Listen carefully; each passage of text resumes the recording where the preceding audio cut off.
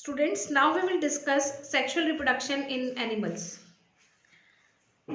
So, at what time the animals breed or reproduce? On this basis, animals are of two types, seasonal breeders and continuous breeders. Seasonal breeders are the animals which reproduce at a particular season. They reproduce in a particular season. They are known as seasonal breeders. For example, birds, dog.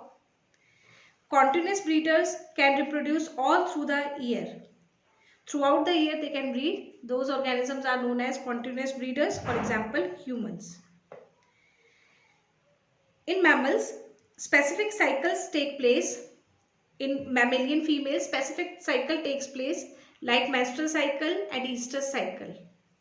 In menstrual cycle, it is found only in females of primates.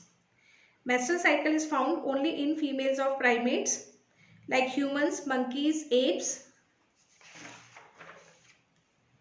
This cycle is monthly, in which there is periodic shedding of endometrium and hormonal changes. So menstrual cycle is monthly, in which there is periodic shedding of endometrium and hormonal changes. Estrous cycle is found in non-primate mammals, for example cow, buffalo, in which no monthly bleeding or shedding of the endometrium occurs. Endometrium is the innermost lining of the uterus. Endometrium is absorbed in the body itself of the female. Example, cow, goats, deer, etc. So, in pre-fertilization events, gametogenesis occurs. In case of higher organism, reproductive cells are present in specialized reproductive organs. In higher organism, reproductive cells are present in specialized reproductive organs. For example, males have testes which help in the formation of sperms, and females have ovaries which help in the formation of egg. The cells which undergo meiosis to form gametes are called myocytes. As I have already told you, myocytes are always diploid in case of animals.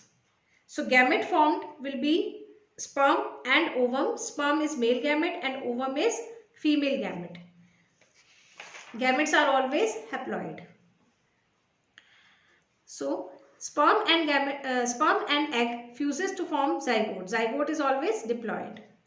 For example, in humans, myocyte has 46 chromosome and gamete has 23 chromosome. In fruit fly Drosophila melanogaster, myocyte has 8 chromosome and gamete has 4 chromosome. Similarly, in honeybee, which is an insect, male has 16 chromosome and female has 32 chromosomes. Female is always diploid in case of honeybee and male is always haploid in case of honeybee. Males of honeybee are also known as drones. They are also known as drones. So honeybee male produces sperms by mitosis because it itself is haploid, so it forms gametes by mitosis. Female is diploid and it forms egg through meiosis. So queen bee lay two types of egg, fertilized and unfertilized egg. Fertilized egg always develop into female and unfertilized egg always develop into male. In case of animals, male gametes are generally smaller in size and they are usually motile, whereas female gametes are larger in size and they are immotile. So, in case of animals, male and female gametes are different in shape, structure and size. Therefore, they exhibit anisogamy. Animals exhibit anisogamy means different type of gametes are formed in male and female. Exception to this anisogamy is monocystis. Monocystis is a protozoan parasitic on earthworm. It is a protozoan which is a parasite on earthworm. This monocystis exhibit isogamy. It is the only exception in case of animals. It exhibits isogamy. Otherwise, all animals exhibit anisogamy. Sexuality in organisms. See, if the male and female reproductive organs are present in different body, then they are known as unisexual or dioecious. Example, nares, cockroach, frog, humans. But if both the female and male sex organs are present in the same body, then it is known as bisexual organism, monoecious or hermaphrodite. For example, earthworm and leech.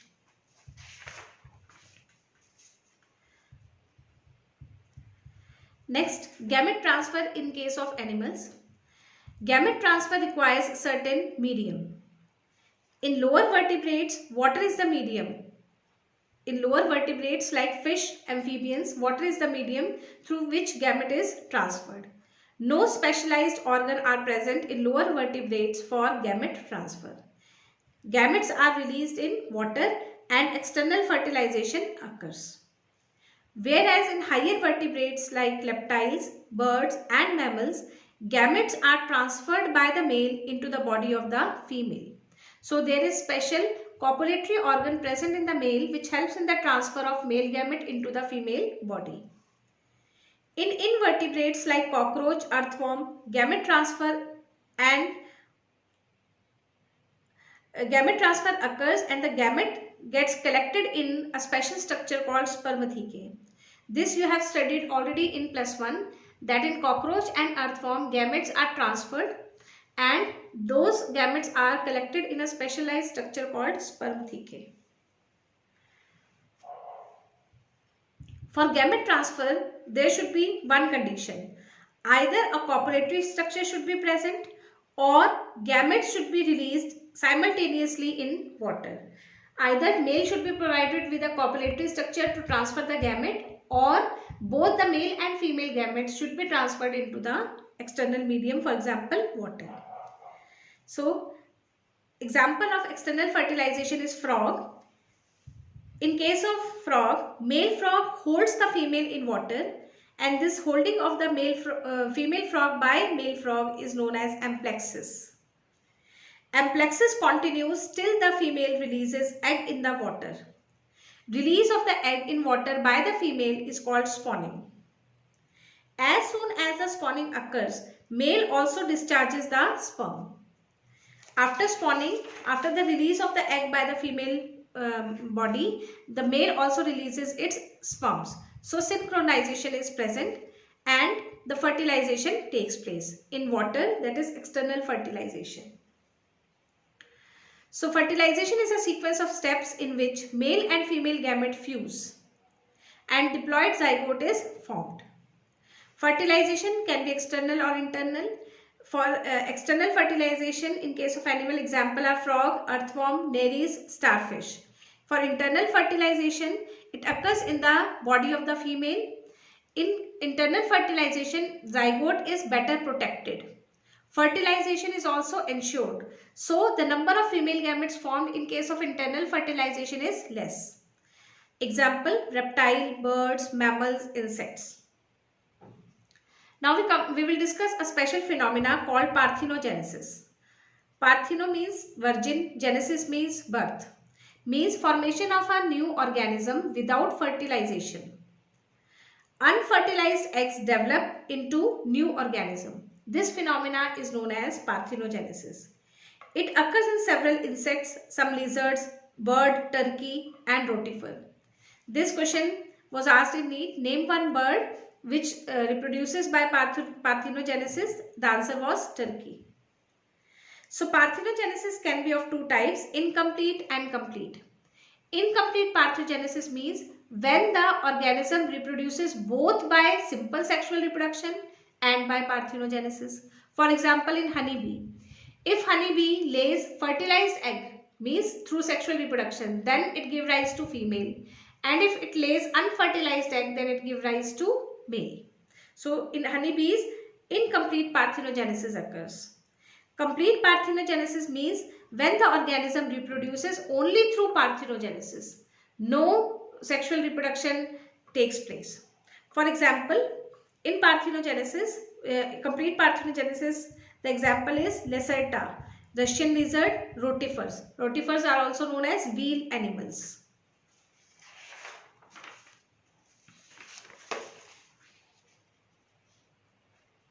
So unfertilized eggs develop into males in case of honeybee. Unfertilized eggs develop into female in Lacerta. Unfertilized eggs develop into both male and female in aphids. Aphids are the insects which suck plant sap. Aphids are also known as plant lice.